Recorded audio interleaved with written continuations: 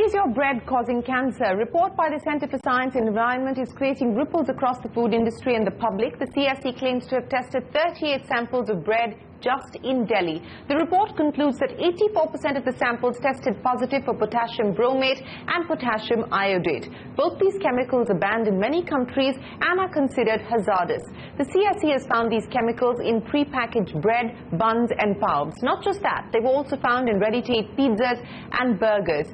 Two listed companies in the eye of the storm issued strong rebuttals to the report. Jubilant Foodworks has said their bread is not treated with potassium bromate or iodate. Britannia has also asserted that its bread is safe and compliant with all safety rules. Joining us now to discuss the findings of the CSE report is Chandra Bhushan, the Deputy Director General at the Center for Science and Environment. Chandra, appreciate you joining us here on CNBC TV 18. Let me start by asking you for what the trigger was for this particular report. I understand that you started work on this about a year ago. Why did you decide to go after potassium bromate and potassium iodate in specific? And what was the experience while you were putting this report together? Did you get any cooperation from the regulator? What about the companies that you were probing as well? First of all, the trigger was that these two chemicals are being banned across the world. In fact, in 2012, Codex made potassium bromate an illegal chemical, and therefore if you have potassium bromate, a recipient country is within its right to reject your product if you are exporting that product. So 2012, Codex banned it. But the ban started way back in 1990 by European Union.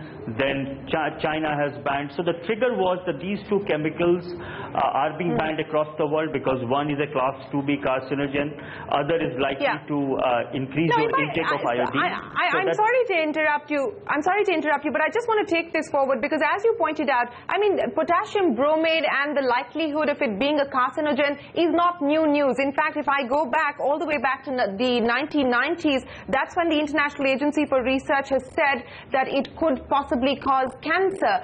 So, you've got the EU action banning potassium bromate. Canada, China, Brazil, UK doesn't allow this. So I'm just trying to understand why, what has led to the trigger in 2016. The reason we did this study was to establish, first of all, how widespread is the use in India. Okay, that's point number one. We have a standard for using it as a flour treatment agent, but these chemicals are not supposed to be there in the final product. Sharon, it is important for you to understand that our standard says you can use potassium bromate and or iodate as a flour treatment agent at a level of 50 milligram per kg, but there is no standard in the final product. And the assumption is that these chemicals will get degraded during baking process, and therefore you will not have residues of these in the final product. Our study was to check whether these residues are there in the final product or not, and therefore our test establishes that these two chemicals, which are harmful chemicals, are there in the final product like it has been found in other parts of the world, and therefore it is important for India to ban these two chemicals that are not required. There are alternatives available, and to make bread safer for us to eat. So the trigger was to establish whether we are finding these two chemicals in the final product or not, and if we are finding it, then we have all the more reason to quickly ban these two chemicals. Okay, so now let's just explain this to our viewers, because as far as the US FDA is concerned, for instance, the FDA has approved the use of potassium bromate, but up to 75 parts per million in flour. Even as far as the FSSAI is concerned, potassium bromate and both potassium iodate are allowed. Manufacturers say that potassium bromate turns into a salt, but the residue will remain if it's either not mixed in correct ratios or not cooked properly. So the assumption, as per your study, seems to be that perhaps either the ratios are not accurate or it's not being cooked properly. Would that be correct? Listen, across the world this assumption has been found to be wrong. Europe also in 80s allowed the use of potassium bromate in bread with the same assumption that you will not find the residue in the final product. But they found it, and therefore they banned it. So this assumption that if I cook the bread well and therefore my bromate will get converted into bromide and potassium iodate will evaporate, that's not the correct assumption. And therefore across the world they have banned it. The same assumption is not true for India. And that's what our study establishes, that that the standard set with an assumption that there will be no bromate and iodate in the final product is a wrong assumption, and therefore we need to quickly ban these two chemicals as flour treatment agent in bread and bread making and bakery products. Okay, so Chandra, the government seems to be in sync with what you're saying, because the FSSAI has in fact decided now to remove potassium bromate from the list of 11,500 allowed additives. That is what we're given to understand. The notification hasn't been issued, but it will be issued shortly. Though they haven't come to the same conclusion as far as potassium iodate is concerned, and a committee will continue to mull over potassium iodate and its use. But at least on bromate, they have taken a decision to remove it from the list of allowed additives. Are you satisfied with that? Absolutely.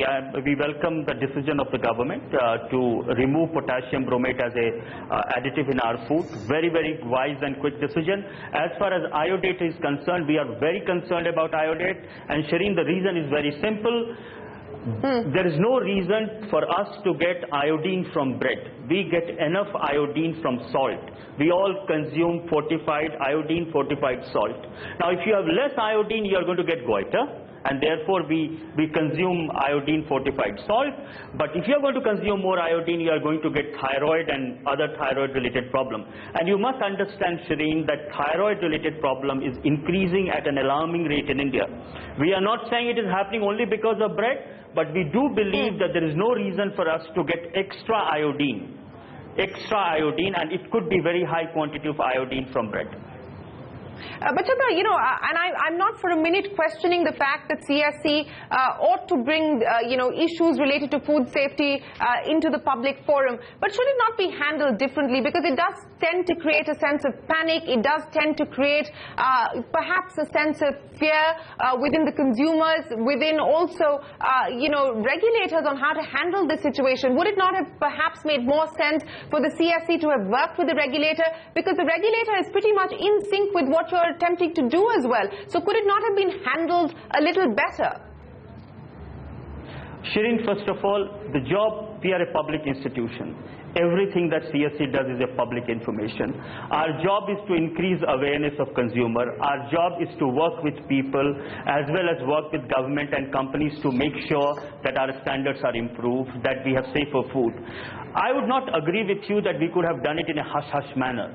You would not expect not in a hush-hush manner. I'm not saying in a hush-hush manner, but perhaps if you had reached out to the regulator would have told you that they're already looking into bromate and looking at removal. Then you may not necessarily have had to go to town with this toxic bread, which causes fear and panic, does it not?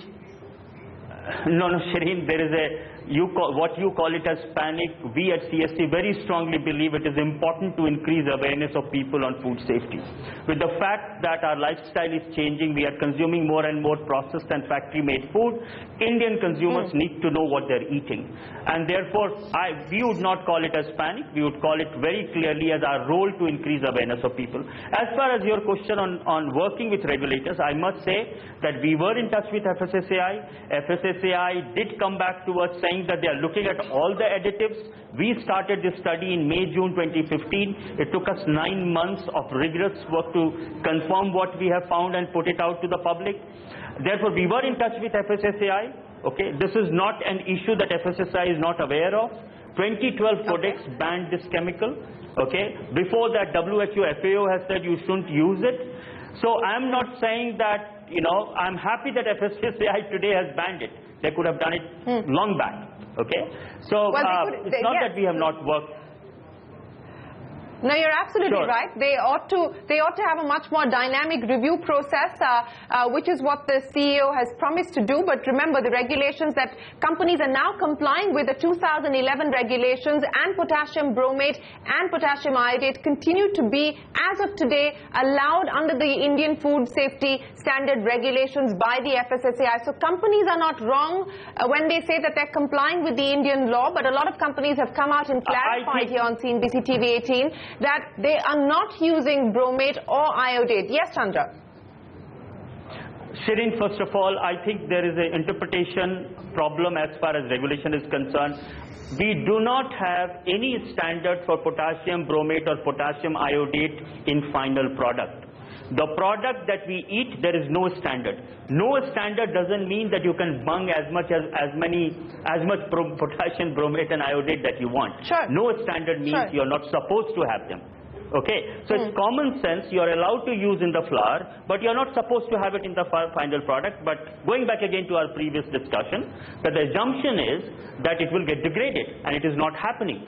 So if companies are saying they're complying with the law, they are right. They're complying with the law as far as use in flour is concerned. They're not complying with the law as far as presence of this chemical in the final product is concerned. Okay, all right, but companies will now have to comply with the new regulations which will ban the use, at least as far as potassium bromate is concerned. There has not been a decision that's been taken on the use of potassium iodate. But you're absolutely right, we must keep these conversations going here in India. We must make sure that there is enough information for public to consume, to understand what happens, what is the information that's being put on their labels, what is going inside what we consume on a daily basis, and it is also incumbent on regulators to ensure that our laws and our standards keep pace with what is relevant for today's day and age. Chandra, appreciate you joining us here on CNBC TV 18 and taking us through CSE's findings. On that note, we are going to take a break, but when we return, we speak with the CEO of the FSSAI, Pawan Agarwal.